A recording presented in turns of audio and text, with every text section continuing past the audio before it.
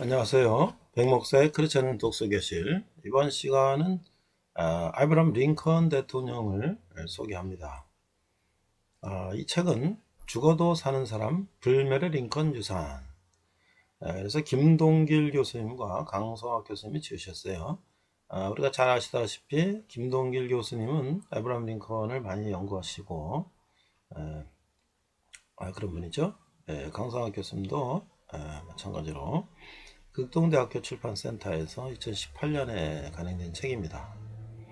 또 김동길 교수님은 국회의원 하실 때 국회에다가도 에브라함 링컨의 기념 이런 전시 공간도 마련하셨던 그런 것을 저도 기억합니다. 자, 이 책 소개를 보면 우리는 링컨은 잘 알고 있다고 생각하지만 피상적인 수준에 머무르는 정도이다. 링컨의 정치철학적 사상과 역사적 리더십은 우리에게 시사하는 바가 크다. 그래서 지혜로운 예언자적 비전을 가진 민주주의 지도자였던 에브라함 링컨을 다시 한번 살펴보면서 현재 한국이 직면한 진퇴유국의 질곡에서 벗어날 수 있기를 있는 비전을 찾기를 기대한다. 이렇게 책을 소개하고 있습니다. 자, 먼저 김동길 교수님은 1928년 평안남도 맹산에서 출생하셨고 연세대 영문과 미국 인디애나 대학에서 역사학과를 졸업하셨고 이제 연세대 교수, 국회의원 이렇게 지금도 사회활동을 활발하게 하고 계시죠. 그 다음에 우리가 좀 많이 알지 못하지만 강성학 교수님은 고려대학교 정형외과 명예교수고 극동대학교 석좌교수이신데 이 또 이런 에브라함 링컨에 대한 책들 포함해서 많은 책을 저서 하셨죠. 자, 이 목차를 보니까 저자 섬은 링컨과 한국이, 그러니까 강성학 교수님하고 김동일 교수님이 나눠서 이 챕터를 구성하셨어요. 나와 에브라함 링컨 대통령, 김동길 교수님이 쓰시면 하죠. 링컨 대통령과 유교 정신.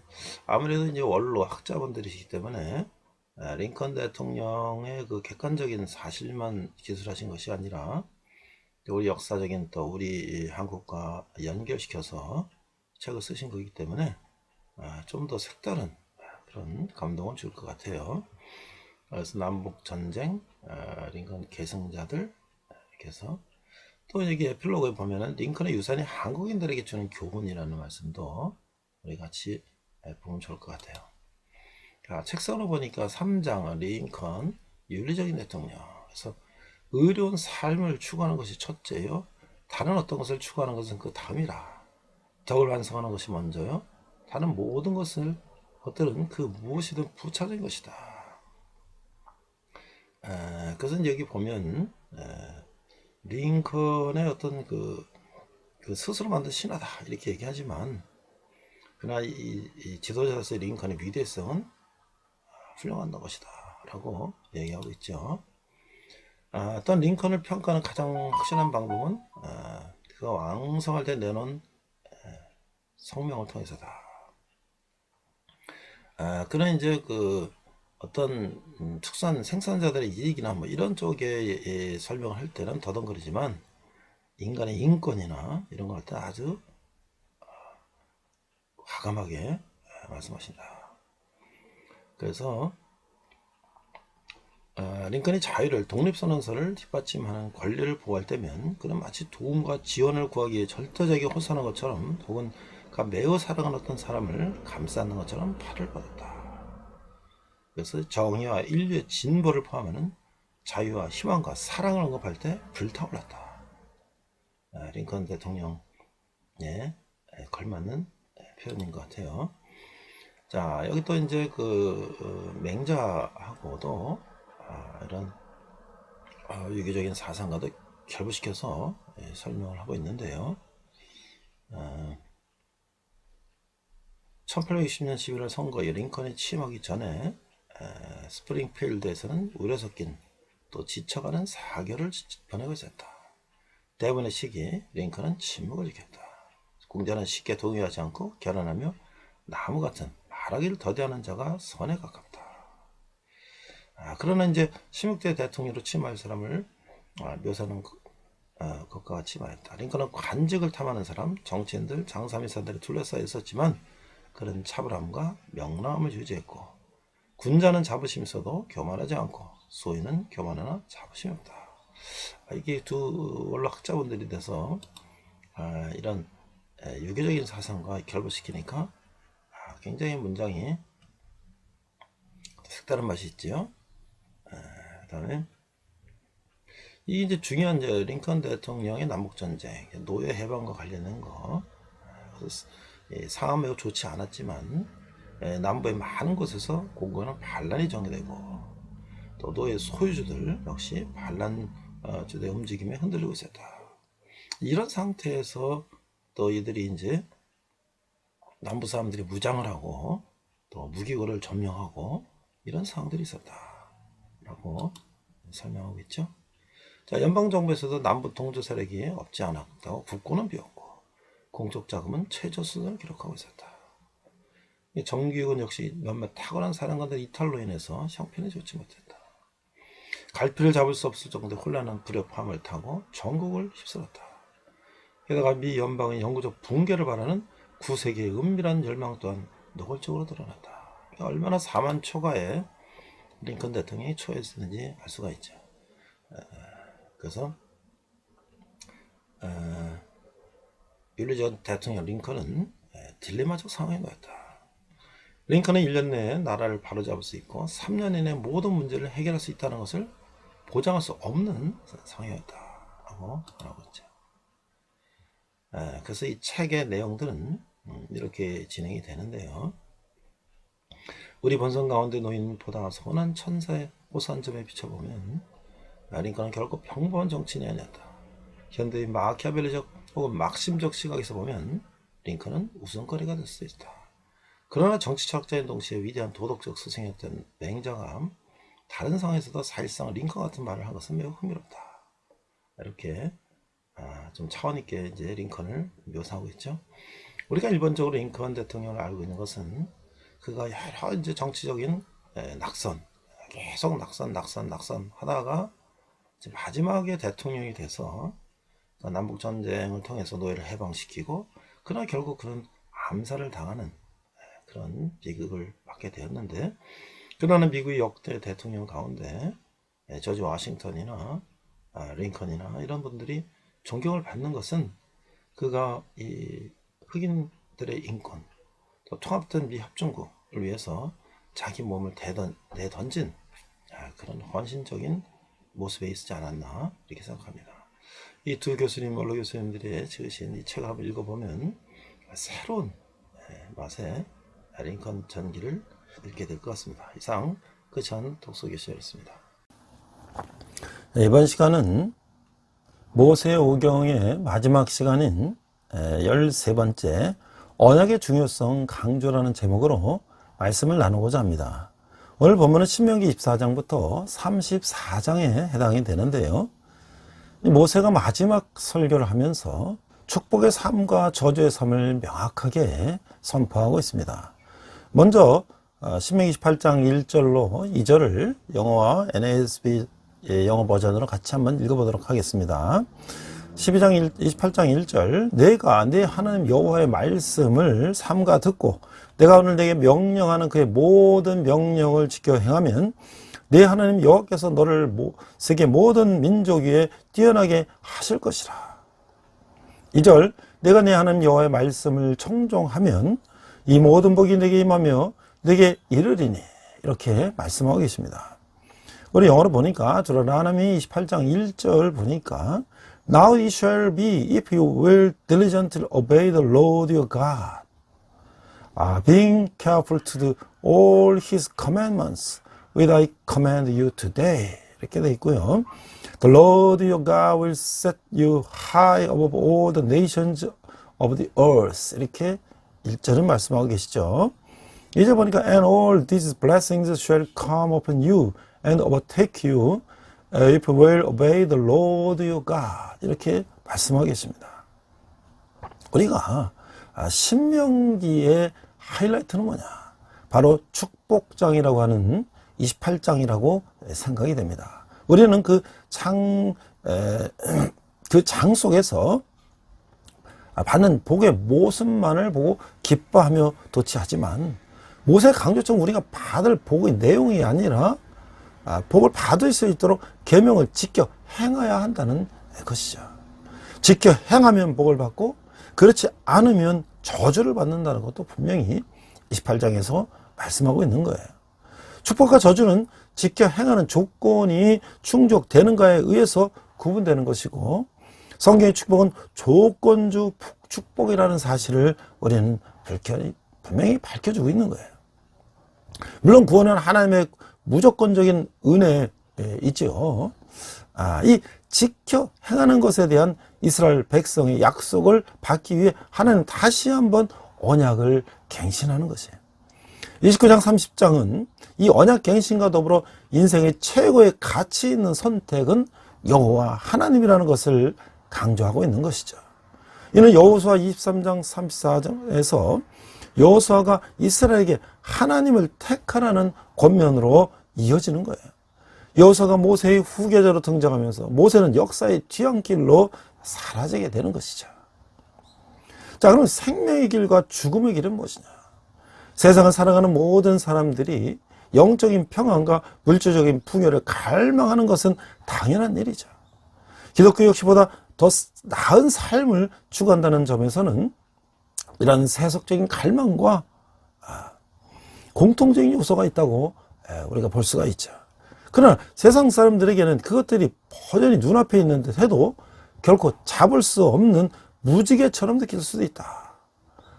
반면에 주의 백성들은 이러한 것들을 누릴 수 있는 비법이 성경에 명확하게 제시되어 있다는 것을 알기 때문에 그 비법을 추구해 나갈 것이다 라고 하는 것이죠. 그러나 현실적으로 그것을 선택하는 것이 결코 만만치도 쉽지도 않다는 것이 그 길을 택하려고 노력해본 사람들은 한결같은 증언이라고 하는 거예요. 신명기가 시작된 이후 모세는 가나안 입성을 앞둔 출애굽 2세들로 구성된 그의 청중들에게 그동안의 출애굽 역사와 이스라엘 향한 하나님의 뜻과 계획을 전해왔죠. 이제 그는 자신이 지금까지 그들에게 증거한 모든 말씀의 현실적인 의미를 두 가지 선택의 중심으로 선포하고 있는 거예요. 순종을 통해서 삶을 택할 것인가? 1절에서 14절이죠. 아니면 불순종으로 죽음을 자초할 것인가? 15절에서 68절의 말씀이 바로 그것인 것이죠. 누구나 전자를 택하는 것이 당연하다고 생각해요. 그러나 우리가 알다시피 정착 시대의 시작을 정리하던 사사기로부터 바벨론 포로 생활의 시작을 다루었던 열왕기까지 우리가 이스라엘 역사를 보면 오히려 이들은 후자를 멸망, 저주의 길을 선택하여 스스로 죽음에 임했다라고 볼 수가 있는 것이죠. 그래서 즉 신명기 28장은 이스라엘의 불행한 미래를 간접적으로 예언하고 있다고 말씀하고 있는 것이죠. 자, 그러면 축복들은 어떤 것들이 있는가? 이 첫 번째 부분은 이 6가지 복, 이 복에 대한 보충 설명인 6가지 약속으로 구성되어 있어요. 여기에 나열된 복은 그들이 하나님의 말씀에 순종하는 조건을 전제로 한다는 내용이 서론과 결론적인 권면으로 첨부되어 있죠. 자, 첫 번째 순종에 대한 서론적인 권면이 우리가 1절과 2절을 앞에서 읽었죠. 1절 내가 하나님 여호와의 말씀을 삼가 듣고 내가 오늘 내게 명령하는 그 모든 명령을 지켜 행하면 내 하나님 여호와께서 너를 세계 모든 민족이 뛰어나게 하실 것이라. 2절 내가 내 하나님 여호와의 말씀을 청종하면 이 모든 복이 내게 임하여 내가 이르리니. 자, 이 모세는 그의 청중들에게 삶과 죽음의 길을 제시하는 이 부분을 조건 묻고 만일 몸한다면로 이제 시작하는 거예요. 그래서 여기서 언급된 축복과 저주들 중 어느 것이 그들의 삶에 임하게 될 것인가를 그들의 의지와 행동의 결과로 결정될 것이다 라고 암시하고 있어요. 이스라엘의 마음을 다하여 여호와의 말씀에 순종한다면 과연 어느 정도의 축복을 기대할 수 있겠는가? 한마디로 상상을 초월하는 규모의 축복이라는 거예요. 이스라엘의 순종의 삶을 산다면 하나님께서는 그 보잘것없는 그들을 세상의 모든 민족 위에 뛰어나게 하실 것이라고 하는 것이죠. 자, 이 말씀은 이 저자가 이미 26장에서 이 선언한 내용을 다시 한번 정리한 것인데 아주 매우 평이하게 들을지도 몰라요. 그러나 이스라엘은 가나안 입성에 한번 실패했죠. 왜요? 40년 광야를 헤맸으니까. 아직도 영토를 소화하지 못한 신생국가라는 점을 감안하면 이 약속은 아주 파격적이고 또 미래지향적인 것을 우리가 알 수 있다. 하나님의 말씀대로만 한다면 그들은 영토를 얻게 될 것을 기대할 수가 있고 그의 밝고 낙관적인 미래가 보장된다고 하는 것이죠. 또한 이스라엘이 누리게 되는 국제적인 지위 정도 또한 매우 중요하다고 하는 것이에요. 그는 그 이스라엘 백성들은 세상 모든 나라와 어깨를 나란히하는 수준을 초월하여 세상의 어떤 국가가 될 것이라고 하는 거예요. 그 이집트의 노예 생활에서 가까스로 탈출하고 가나안 입성에 좌절하는 등 연속적인 실패를 경험했던 이들이기 때문에 미래에 대한 한없는 불안감을 느낄 수밖에 없었을 것이에요. 그런데 이들에게 보장되는 축복은 단순히 생존권이 보장되는 것이 아니라 세상의 그 어느 나라보다도 높고 영광스러운 위치라고 하는 것이죠. 그러므로 이 약속은 다시 가나안 입성을 시도해야 하는 이스라엘 백성들의 모든 불안과 초조를 불식시킬 수 있는 매우 파격적이며 놀라운 은혜라고 하는 거죠. 물론 하나님의 말씀에 순종할 때만 기대할 수 있는 복이지만 말이죠. 그래서 6가지 복을 3절과 6절에서 말씀하고 있어요. 3절, 성읍에서도 복을 받고 들에서도 복을 받을 것이며 4절, 내 몸의 자녀와 내 토지의 소산과 내 짐승의 새끼와 소와 양의 새끼가 복을 받을 것이며 5절, 내 강주리와 떡반죽 그릇이 받을 것이며 6절, 내가 들어와도 복을 받고 나가도 복을 받을 것이니라. 자, 이 1, 2절에서 이스라엘이 하나님께 순종하면 세상에서 어떤 민족이 될 것임을 선언했어요. 이스라엘이 세상의 으뜸이 되려면 내부적으로도 단단하고 강건하면 당연한 것이에요. 이 부분은 이스라엘이 하나님께 순종하는 삶을 살기만 하면 그들의 국제적인 위상에 걸맞는 내부적인 풍요로움을 누리게 될 것을 시사하고 있는 거예요.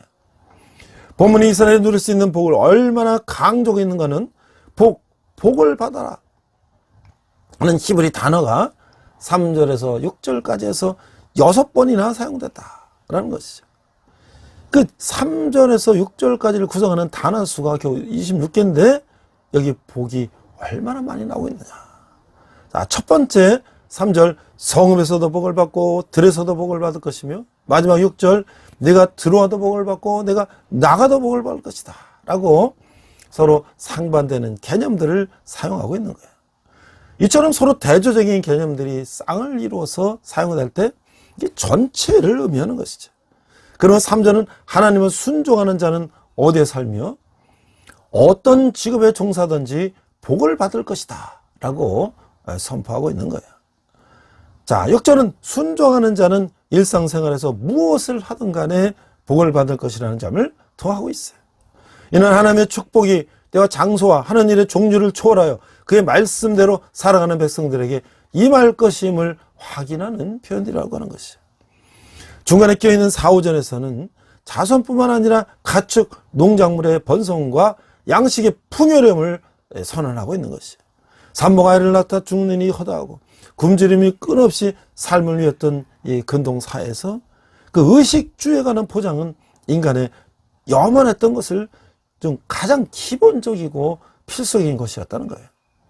이스라엘이 그들이 하나님 여호와를 신뢰하고 또 그분의 말씀에 따라 살아간다면 그들은 삶의 가장 필수적이고 기본적인 의식주에 대해서 걱정할 필요가 없을 뿐만 아니라 넘치는 풍요로움을 즐길 수 있다고 하는 것이죠. 어느 문명을처럼 근동의 민족들도 다산과 풍요로움을 얻기 위해서 다양한 다산신을 섬겼어요. 모세는 이 시점에서 이스라엘에게 풍요와 번성은 그들의 하나님 여호와께 속한 것임을 다시 한번 상기시키고 있는 것이죠. 천지를 창조하시고 주관하시는 그분만이 이들에게 이른 비와 늦은 비를 내려주셔서 땅을 풍요롭게 하고 땅의 풍요로움을 통해서 사람과 짐승을 풍요롭게 하실 수 있다고 하는 거예요. 즉, 그들은 만족스러운 삶을 위하여 이방인들처럼 다른 신들을 찾아 나설 필요가 없으며 이방인들의 쫓는 신들은 모두 사기극에 불과하다라고 하는 것이죠. 인간의 욕구, 인간의 방법으로 만든 신이기 때문에 이 사실은 또한 이스라엘이 하나님의 말씀에 순종하여 복을 누리면 그들의 삶은 복된 것이 아니라 그들의 소유한 짐승과 땅도 하나님의 축복 아래 있게 된다라는 점을 전제로 하고 있어요. 그래서 이제 6가지 약속이 7장에서 7절에 13절에 나오는데 7절을 보니까 여호와께서 너를 대적하기 위해 일어난 적군들을 내 앞에서 패하게 하시리라. 그들이 한 길로 너를 치러하듯으로 내 앞에서 7길로 도망하리라. 8절 여호와께서 명령하사 내 창고와 내 손으로 하는 모든 일에 복을 내리시고 내 하나님 여호와께서 내게 주시는 땅에서 내게 복을 주실 것이며 9절 여호와께서 내게 맹세하신 대로 너를 세워 자기의 성민이 되게 하시리니 이는 내가 네 하나님 여호와의 명령을 지켜 그 길로 행할 것입니다. 10절 땅의 모든 백성이 여호와의 이름이 너를 위하여 불리는 것을 보고 너를 두려워하리라. 11절 여호와께서 내게 주리라고 내 조상들에게 맹세하신 땅에서 내게 복을 주사 내 몸의 소생과 가축의 새끼와 토지의 소산을 많게 하시며 12절 여호와께서 너를 위하여 하늘의 아름다운 보호를 여시사 내 땅의 때를 따라 비를 내리시고 내 손을 하는 모든 일에 복을 주시리니 내가 많은 민족에게 꾸어질지라도 너는 꾸지 아니할 것이요. 13절 여호와께서 너를 머리가 되고 꼬리가 되지 않게 하시며 위험이 있고 위험한 있고 아래에 있지 않게 하시려니 오직 너는 내가 오늘 내게 명령하는 데 하나님 여호와의 명령을 듣고 지켜 행하며. 자, 이 모세는 이 단락에서 3절에서 6절을 통해서 간략하게 언급한 축복에 대해서 이게 추가적인 설명이나 이런 걸 연관된 사항을 이제 말함으로써 이 복들의 중요성을 강조하고 있어요. 이 모든 축복이 하나님의 말씀에 대한 절대적인 순종을 전제로 하기 때문에 이 단락 전체를 하나로 묶어주고 있다는 거예요. 이스라엘이 누릴 수 있는 축복들은 어떤 것입니까? 이 첫째, 군사적인 축복이라는 거야. 군사적인 성공. 7절 보니까 여호와께서 너를 대적하기에 일어난 적군들을 내 앞에서 패하게 하시리라. 그 몸이 그들이 한 길로 너를 치러 왔다가 네 앞에서 7길로 도망가리라. 그러니까 어떠한 민족이 주의 백성을 대적하리라 하더라도 승리는 오정 사방 팔방으로 그들이 흩어지는 수모를 당할 것이다 라는 것이에요. 이는 여호와께서 그들을 위해 싸워주시기 때문인 거예요. 먼 미래에도 이 약속은 약속 국가로 존재할 이스라엘에게 큰 의미가 있는 것이죠. 더구나 전쟁을 통한 가나안 벽 정복을 앞둔 이들에게는 특별한 의미를 지닌 말씀이었을 것이라는 거예요. 이스라엘 백성은 전쟁의 승리와 패배가 여호와께 속한 것이라는 사실을 인정하고 고백해야 하는 것이에요. 둘째는 풍부한 양식이에요. 8절을 보니까 여호와께서 명령하사 내 창고와 내 손으로 하는 모든 일에 복을 내리시고 네 하나님 여호와께서 내게 주시는 땅에서 내게 복을 주실 것이라. 그 양식 확보가 만만치 않던 이 사회에서 그들의 곡식 창고가 가득 찰 것이며 손으로 하는 모든 일, 농사와 목축과 뭐 이런 것들이 전부 다 복이 넘칠 거라는 약속은 이스라엘에서 세상에 더 이상 바랄 바가 없는 것이죠. 이스라엘의 풍요로운 자연을 창조하시고 다스리는 여호와께 속한 것이라는 것이죠. 하나님께서 그들의 손이 하는 모든 일에 축복이 넘치게 하신다는 것은 이 노동은 신성한 것이다 라는 것을 말하는 것이에요. 하나님께서는 열심히 하는 손을 축복하신다고 하는 것이죠. 셋째는 하나님과의 특별한 관계라고 하는 것이에요. 9절을 보니까 여호와께서 내게 명령하신 대로 너를 세워 자기의 성민이 되게 하시리니 이는 내가 내 하나님 여호와의 명령을 지켜 그 길로 행할 것입니다. 10절 땅의 모든 백성이 여호와의 이름이 너를 위하여 불리는 것을 보고 너를 두려워하리라. 이스라엘은 이 세상 모든 민족들과 구별된 하나님의 거룩한 백성으로 택함을 받았던 것이죠. 그들이 다른 나라들에 비해 큰 민족이거나 특별히 경건한 민족이 아님에도 불구하고 여호와의 선택을 받았다는 것 자체가 영광이며 은혜라고 하는 것이에요. 이스라엘은 순종을 통해서 하나님과의 영광스럽고 은혜로운 관계를 유지할 사명을 받았던 것이에요. 이스라엘이 하나님과 특별한 관계를 유지하는 한 그들은 열방동 중에 으뜸이 가는 백성으로 존재할 수 있다는 것이죠. 여기 날던 약속들 중에 가장 의미 있는 것이라고 하는 것이에요. 자, 넷째는 인간과 짐승의 번성이에요. 11절 보니까 여호와께서 내게 주리라고 내 조상들에게 맹세하신 땅에서 내게 복을 주사 내 몸의 소생과 가축의 새끼와 토지의 소산을 많게 하시며. 이 히브리 문장의 문자적 의미는 여호와께서 너에게 필요 이상의 번성을 주실 것이다. More than enough for prosperity. 아주 충분한 번영보다도 더 많은. 하나님께서는 말씀에 순종하며 사는 자들에게는 지나칠 정도로 번영을 복으로 내리실 것이에요. 자손 번영이 끊임없이 위협을 받았던 이스라엘의 선조 시대를 생각하면 이 약속 역시 매우 특별한 축복임을 알 수가 있는 것이에요. 뿐만 아니라 이들이 소유한 짐승들의 번성에도 약속을 하고 있어요. 복의 근원인 아브라함의 자손들이 짐승들에게까지 복을 끼치는 것이라고 하는 것이죠. 다섯째는 땅의 풍요로움이에요. 12절을 보니까 여호와께서 너를 위하여 하늘의 아름다운 보고를 여시사 내 땅의 때를 따라 비를 내리시고 내 손으로 하는 모든 일에 복을 주시리니. 계절이 건기와 우기로 뚜렷하게 구별되어 있는 이 가나안 지역에서 풍요로움은 그 비와 직접적으로 연관이 되는 것이죠. 비가 제때 내려주면 풍작을 기다릴 수 있지만 비가 오지 않으면 순식간에 황량한 광야로 변해버리는 것이 바로 가나안 농경지라고 하는 거예요. 하나님께서는 이런 곳에서 살아있는 백성들에게 순종의 대가로 피해를 주실 것이래요.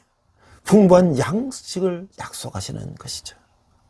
이 여섯째 보니까 경제적인 성공이에요. 자, 12절 하반절 보니까 내가 많은 민족들에게 구워줄지라도 너는 꾸지 아니할 것이요.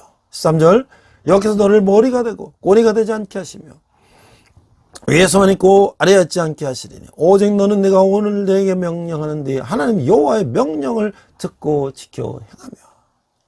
자, 주의 백성들이 하나님 말씀대로 살아가기를 한다면 하나님께서는 그들에게 엄청난 복을 내리셔서 그들이 다른 백성들에게 꾸어줄지언정 꾸지는 않게 하실 것이며 열방의 머리가 되게 하시며 꼬리가 되지는 않게 하시며 위에만 있게 하시며 아래에 있지 않게 하실 것을 약속하고 있는 것이죠. 하나님께서 하늘의 보물 창고를 여시면 이들의 땅을 풍성하게 하는 비가 내리게 된다고 하는 것이에요. 비가 오면 땅이 풍성하게 되고 그 땅을 경작하는 주의 백성들이 통당한 풍성함을 누리게 되는 것이죠. 그래서 이 세 번째 약속이 이스라엘의 정치적, 신문적 지혜를 향상을 선언했다면 이 여섯 번째 약속은 그들의 경제적인 지혜를 보장하고 있는 거예요.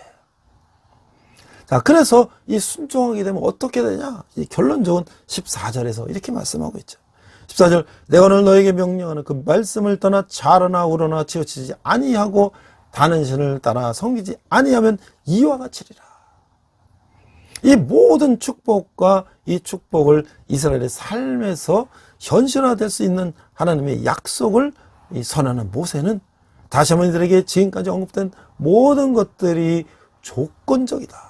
하나님을 섬기면 복을 받을 것이다 라고 그는 이스라엘이 누릴 수 있는 복된 삶의 가능성을 말하고 있는 거예요. 그러나 이것들은 가능성에 불과한 것이죠. 이들의 절대적인 순종만이 이 축복을 그들의 삶에서 실현할 수 있는 것이에요. 그러면 그는 다시 한번 백성들에게 좌로든지 우로든지 정도에서 벗어나지 말 것을 당부하고 있는 것이죠.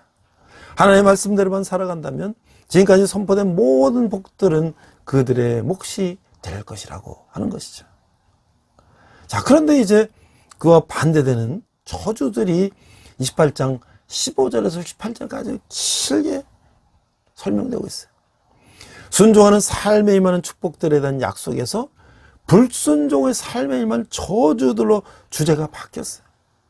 하나님의 말씀에 대한 순종이 가져올 축복들을 선언했던 1절에서 14절에 이스라엘에게 주어질 수 있는 가능한 삶이었다면 이 불순종이 가져올 환난들을 논하는 15절에서 68절은 그 이스라엘의 현실이었다. 구약의 역사서들이 이런 사실들을 입증하고 있는 거예요. 축복이 조건적인 것처럼 저주도 아주 조건적이다. 그러나 이스라엘이 하나님의 심판을 받게 된 데는 운명적인 요소가 전혀 없진 않지만 그것이 아니라 자신들이 스스로 자청하고 선택한 결과였다 라고 말씀하고 있는 것이죠. 자, 그래서 첫 번째 저주의 경고는 어떻게 말씀하고 계신가? 15절 내가 만일 내 하나님 여호와의 말씀을 순종하지 아니하여 내가 오늘 내게 명령하여 하는 그 모든 명령과 규례를 지켜 행하지 아니하면 이 모든 저주가 내게 임하며 내게 이를 것이네. 16절 내가 성읍에서도 저주를 받으며 들에서도 저주를 받을 것이요. 17절 또 내 광주리와 떡반죽 그릇이 저주를 받을 것이요. 18절 내 몸의 소생과 내 토지의 소생과 네 소와 양의 새끼가 저주를 받을 것이며 19절 내가 들어와도 저주를 받고 나가도 저주를 받을 것이다. 이 단락은 1절에서 14절과 매우 비슷한 형태의 내용을 취하고 있어요. 3절에서 6절이 6가지 축복을 나열했던 것처럼 16절에 19절은 6가지 저주를 언급하고 있어요. 그 앞부분에 7절 14절의 축복에서 추가적으로 설명했던 것처럼 나머지 10절 44절은 저주에 대해서 추가적으로 설명하고 있어요. 자, 이 부분의 서론적을 역할을 하는 이 15절 19절의 내용은 1절 6절에서 기록된 내용을 그대로 반전하고 있어요. 그래서 3절에 보니까 성읍에서도 복을 받고 들에서도 복을 받으시며 이 내용이 16절에는 내가 성읍에서도 저주를 받으며 들에서도 저주를 받을 것이다 라고 바뀌어서 말씀하고 있는 거예요. 자, 이런 현상은 무엇보다도 이스라엘의 운명은 그들의 순종 혹은 불순종에 의해서 결정된다고 하는 것을 역설하고 있는 것이죠. 왜냐하면 순종과 불순종은 축복과 저주라는 절대적으로 상반된 결과를 초래할 것이기 때문인 것이죠. 이스라엘이 순종하는데 저주가 내릴 리 없으며 그들이 불순종하는데 하나님의 축복이 임할 리가 없다고 하는 것이. 모세는 다시 한번 이들 앞에 생명의 길과 죽음의 길이 놓여 있으니 생명의 길을 유하라고 호소하고 있는 것이죠. 이 본문은 하나님 말씀에 순종하지 않으면 어떠한 환난과 고통이 임할 것인지를 자세하게 설명하고 있어요. 앞서 저자는 이스라엘에 순종하면 그들의 자식뿐만 아니라 그들의 소유한 가축들과 농경지도 함께 축복을 누리게 될 것이라는 점을 확고하게 말하고 있었죠. 이제 그들은 이스라엘의 불순종으로 초래된 저주 역시 그들뿐만 아니라 그들의 삶의 모든 영역에 영향을 미칠 것이라고 경고하고 있는 거예요. 출애굽 사건 때 이집트 사람들과 가축에 임했던 그 각종 질병이 이스라엘 사람들과 그들 짐승에도 임할 것이라고 하는 것이에요. 계절에 따라 내려는 비가 내리지 않아 그들의 들판은 황무지처럼 변할 것이며 그들의 나라는 이방인의 손에 넘어가게 될 것이고 결국 이스라엘은 다시 이방인들의 노예가 될 것이라고 하는 것이에요. 이처럼 이스라엘 사람들이 하나님의 말씀에 불순종하면 그들의 결과가 자신들뿐만 아니라 자신들이 속한 공동체, 소유하는 짐승들, 그리고 경작하는 땅 등에 직접적인 영향을 미치게 될 것이라고 하는 것이죠. 그러므로 그들은 자신뿐만 아니라 자신과 관련된 모든 사람들과 사물들을 위해서라도 하나님께 순종하는 삶을 살아야 하는 것이죠. 모세는 저주에 대해 상세하고 길게 설명함으로써 불순종의 길보다 순종하는 삶이 얼마나 힘들고 어려운지를 역설을 하고 있는 것이죠. 마치 예수님이 좁은 길과 넓은 길 비유를 통해서 하나님 섬기는 길이 상대적으로 어렵고 힘든 점을 강조하신 것처럼 말이죠. 또한 축복보다 저주를 훨씬 더 자세하게 설명하는 것은 이스라엘의 비극적인 역사를 예고하는 것이라는 거예요. 사사기와 열왕기에 기록된 이스라엘의 역사를 살펴보면 이것에 언급된 모든 저주가 낱낱이 현실로 드러났다고 하는 것을 우리가 실감하는 것이죠. 심지어는 이스라엘이 불순종한 결과로 다른 나라에 끌려갈 것을 선언한 이 말씀은 말이죠. 32절 네 자녀를 다른 민족에 빼앗기고 종일 생각하고 찾음으로 눈이 피곤해지나 네 손에 힘이 없을 것이며 32절 네 자녀를 36절 여호와께서 너와 내가 세울 네 임금을 너와 네 조상들이 알지 못하던 나라로 끌어가시리니 내가 거기서 목속으로 만든 다른 신들을 섬길 것이며 37절 여호와께서 너를 끌어가시는 모든 민족 중에서 내가 놀람과 속담과 비방거리가 될 것이라. 41절 내가 자녀를 낳을지라도 그들이 포로가 되므로 너와 함께 있지 못할 것이며. 이 훗날 이 북 이스라엘은 BC 722년에 아시아로 끌려갔어요. 자, 남한국은 BC 586년에 바벨론으로 끌려가게 되는 것이죠. 이게 바로 현실이 됐다고 하는 것이죠. 근데 하나님을 멀리함으로써 그런 모세가 저주에 대해서 이처럼 상세하게 언급하는 것은 이스라엘의 필연적인 미래에 대해서 경고하고 있는 것이에요. 자, 그러면 이제 두 번째 경고와 저주는 어떤 내용인가? 이 45절에서 57절에 보니까 이분은 이스라엘의 하나님의 말씀에 불순종할 때 나타날 다른 나라들의 침략과 결과들을 경고하고 있는 거예요. 먼저 45절에서 47절은 이방인들이 침략해서 온 이유를 설명하면서 48절은 침략의 결과를 말하고 있어요. 49절 57절은 침략자들이 이스라엘을 정복하게 되는 과정과 이때 이스라엘에 있을 일들을 설명하는 거예요. 이스라엘이 이방인들의 침략을 받게 될 가장 근본적 이유는 하나님께 받은 축복에 대해서 제대로 감사하지 않을 것이기 때문이죠. 47절 내가 모든 것이 풍족하여도 기쁨과 즐거운 마음으로 내 하나님 여호와를 섬기지 아니함으로 말미암아. 여호와께서는 이스라엘에게 많은 축복을 내리셔서 그들의 삶을 풍요롭게 하실 것이에요. 이스라엘이 이런 사실을 안다면 당연히 그분께 영광을 돌리고 감사하는 삶을 살아야 되는 것이에요.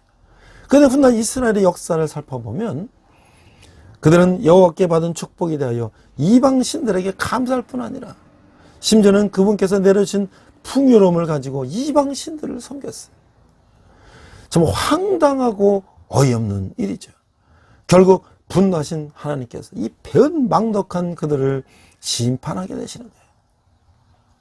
하나님께서 적절한 감사와 합당한 영광 돌림은 그분의 축복을 누리는 자들이 해야 할 당연한 일인 것이죠. 배은망덕한 이스라엘이 어떤 대가를 치를 것인가? 모세는 그들이 주께서 보내신 원수들을 섬기다가 결국 죽게 될 것이라고 경고하고 있는 거예요. 48절 내가 줄이고 목마르고 헐버르고 모든 것이 부족한 중에서 여호와께서 보내사 너를 치게 하실 적군을 섬기게 될 것이니 그가 철멍에를 내 목에 메어 마침내 너를 멸할 것이라. 이 굶주림과 가난과 속박만이 하나님의 말씀에 불순종하는 주의 백성들의 삶을 지배하게 될 것이다. 순종이 가져올 축복과 이것들에 비교해보면 순종을 택하는 것은 당연한 것이야. 그러나 우리는 역사를 통해서 잘 알고 있어요. 이런 대조적인 결과에도 불구하고 순종이 쉽지 않다고 하는 것이에요. 이 모세가 48절에서 경고한 내용이 어떤 과정을 통해서 실현될 것인가? 이게 49에서 57절을 통해서 설명되고 있어요. 하나님께서 먼 곳에서 무시무시한 민족, 언어가 다르고 생김새가 흉악하고 행실이 매우 잔인한 민족을 불러들이실 것이라고 하는 거예요.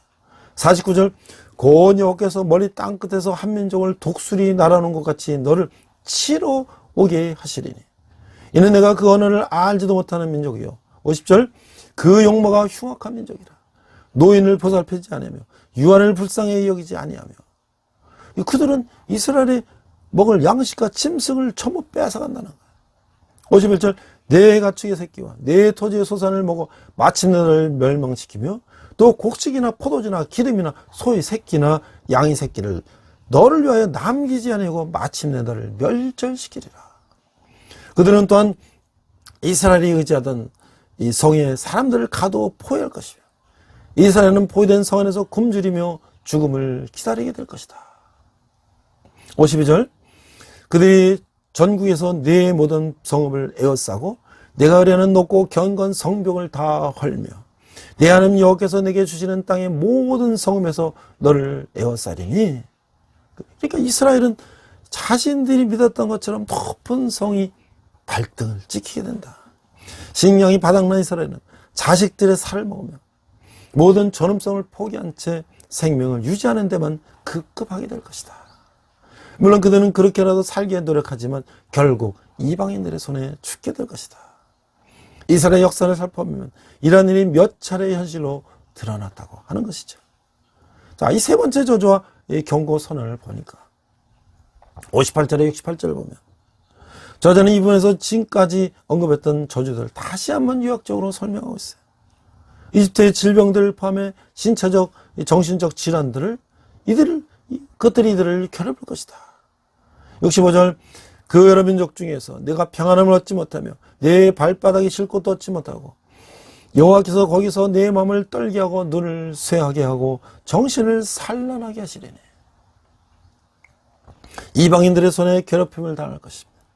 심지어는 이집트에서의 종살이를 방불케 하는 뇌의 생활이 이들의 삶에 임할 것이라는 것이죠. 68절 여호와께서 너를 배에 싣고 전에 내게 말씀해 이르시기를 내가 다시는 그 길을 보지 아니하리라 하시더니 그 길로 너를 애굽으로 돌아가실 것이라 끌어가실 것이라.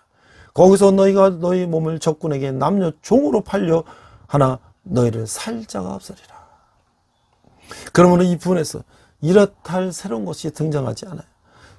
모세가 지금까지 언급한 저주들을 유학적으로 정리해서 재확인하는 것은 불순종이 단순히 이스라엘의 평화가 안녕을 위협하는 재앙을 초래하지 않는다는 거예요. 하나님의 말씀에 대한 불순종은 이스라엘의 생존 자체를 백지화할 수 있는 위협을 안고 있음을 경고하고 있는 것이죠. 하나님의 저주가 얼마나 혹독한지를 심판을 당하는 자들이 차라리 죽는 것을 바라게 될 것이라고 하는 거예요. 17절 보니까 내 마음의 두려움과 눈에 보는 것으로 빨며마 아침에는 이르기를 아하 저녁이 되었으면 좋겠다 할 것이요 저녁이 이르기를 아하 아침이 되었으면 좋겠다 하리라. 이 얼마나 축복과 저주가 극명하게 대비되는 말씀인 것이에요. 그래서 이 신명기 28장은 이 부흥복을 말하는 것처럼 이 순종에 대한 축복과 불순종에 대한 저주를 논하는 것이 근본적인 목적은 아니다. 왜냐 신명기 전체가 이런 해석에 대해서 이제 다른 또 의견을 낼 거야. 그러니까 하나님의 가장 큰 축복은 이들이 주의 백성으로 선택된 것으로 인해서 이미 이들에게 임했어요. 그러면 여기서 요구되는 순종은 축복을 받는 비법이 아니라 이미 이 의만 은혜를 입은 자들이 취해야 할 적절한 반응이다. 그죠? 조건이라고 하면 우리는 어떤 행위를 해서 그 결과로 보상을 받는 것이잖아요. 그러나 이 하나님의 조건은 먼저 다 부어줬다는 거예요. 그러니까 받고서 이제 하나님을 순종하면 되는데 얘는 다 받았으면서도 그걸 배신을 했기 때문에 하나님의 저주를 받는 것이에요. 주 백성들은 하나님의 말씀에 순종함으로써 이곳에 언급된 추가적인 축복을 자신의 것으로 바꿀 수 있지만 불순종하면 스스로 멸망을 초래할 수도 있다는 거예요. 하나님께서 시내산에서 이스라엘과 언약을 맺힌 이후 하나님과 이스라엘은 하나가 됐어요. 이스라엘이 하나님과 언약 조건으로 지시된 율법을 순종해야만 하는 만큼 하나님께서는 순종하는 이스라엘은 축복하시고 불순종하는 이스라엘은 심판하시는 책임을 또 함께 튀었다고 하는 것이죠. 자, 이제 모세오경의 13번의 설교를 마치면서 마지막에 축복과 저주의 말씀을 마치면서 모세는 인드보산에서 이 설교를 마치고 이제 인생을 마감하는 것이죠. 저는 이제 매주 이 말씀을 나누면서 그 중요한 핵심 인물과 비슷한 인물이 이 세상 속에 누가 있을까 생각해 봤어요. 근데 이 출애굽의 과정을 보면서 어떤 인물이 생각나냐면 저는 에이브라함 링컨이라고 하는 미국 대통령이 생각났어요. 어떻게 보면 이 흑인 노예들은 그 종이에요, 종.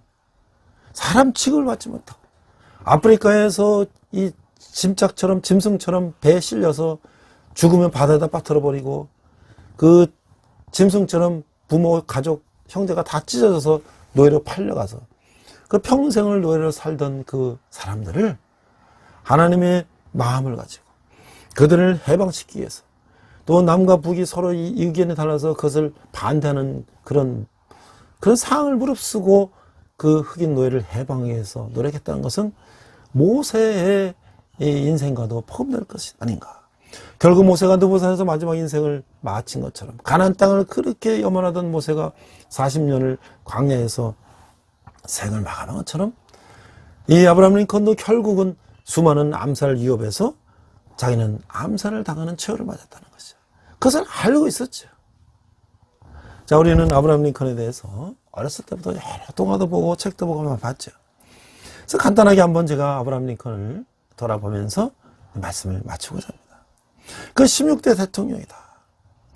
그는 정말 미국의 역대 대통령 중에서 조지 워싱턴, 또 2차 세계대전 승리한 프랭클린 루스벨트, 그 다음에 링컨이 중간이죠. 시대적으로 아주 대단한 미국의 대통령이다. 근데 그는 아주 정적으로 험난한 인생을 살았다라고 하는 것이죠. 그래서 우리가 가장 링컨에 대해서 많이 외웠던 이 게티스버그 연설 of the people, by the people, for the people. 이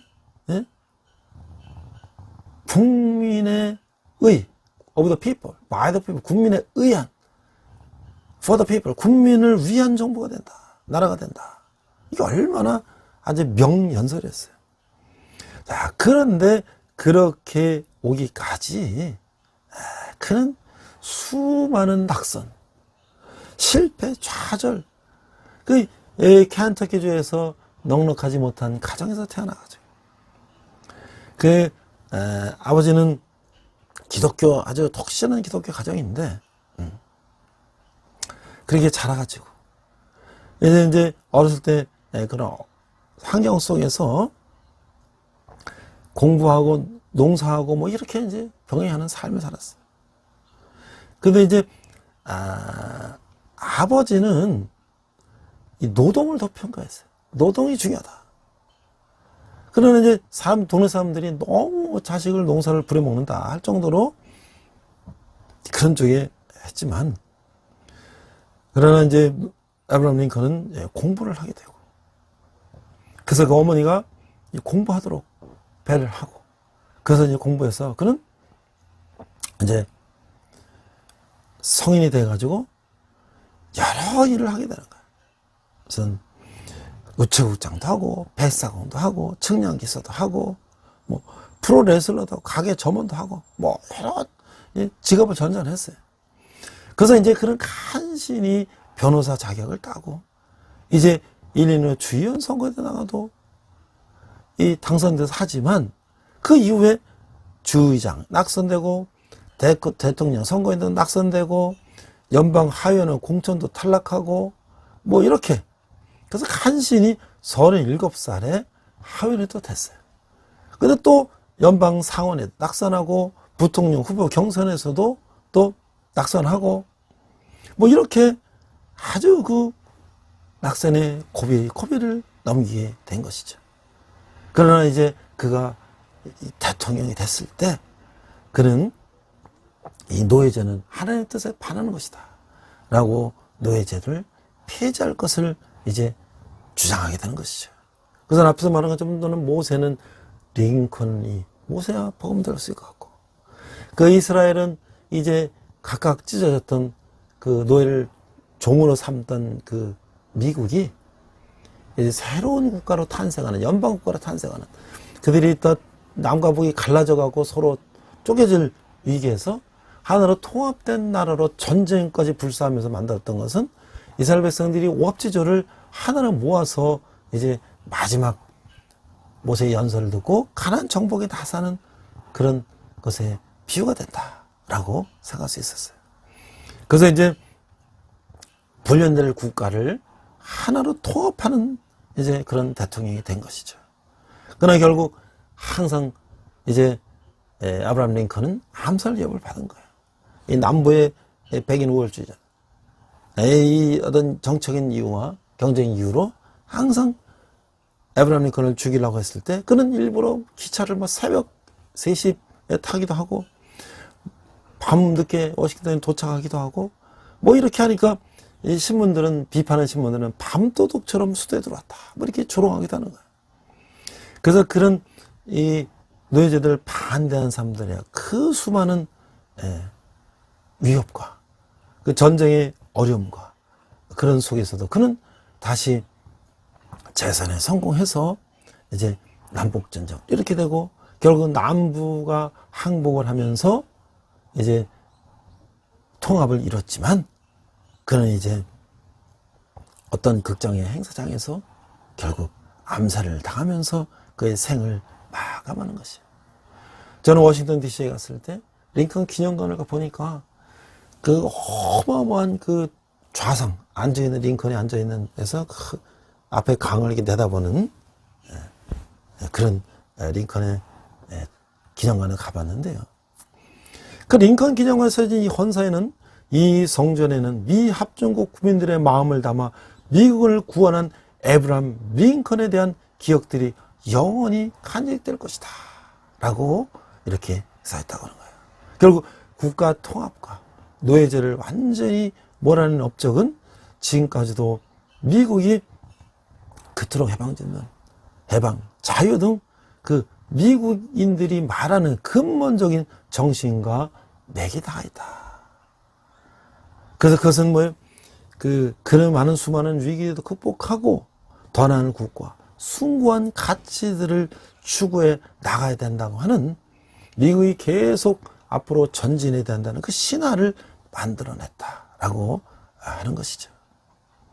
그래서 오늘 저는 이 모세가 그 수많은 난관을 이끌고 자신은 가나안 땅에 들어가지 못하지만 이스라엘 백성들을 훈련시켜서 가나안 땅을 보낸 것처럼 우리 에브라함 링컨도 그 고난을 통해서 노예를 해방하고 미국을 하나로 만든 그런 정신은 수천 년 전에 모세의 엑소드의 사건을 링컨 대통령도 그뿐만 아니라 많은 성경의 말씀을 그가 읽고 세상 속에서 내가 이것을 실천하리라 나의 목숨을 바쳐서라도 했던 그의 정신은 모세의 정신이 하나님을 향한 그 충성이 에브라함 링컨도 역시 그 때를 이어서 우리가 같다고 생각할 수가 있는 것이죠.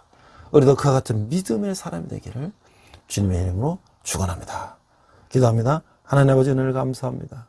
우리가 축복받는 인생이 되게 하시고 저주받는 인생이 되지 않게 하시며 우리 자손들이 대대로 축복받는 인생이 되게 하시고 저주받는 인생이 되지 않도록 하여 주시옵소서. 감사드리며 예수님 이름으로 기도했습니다. 아멘.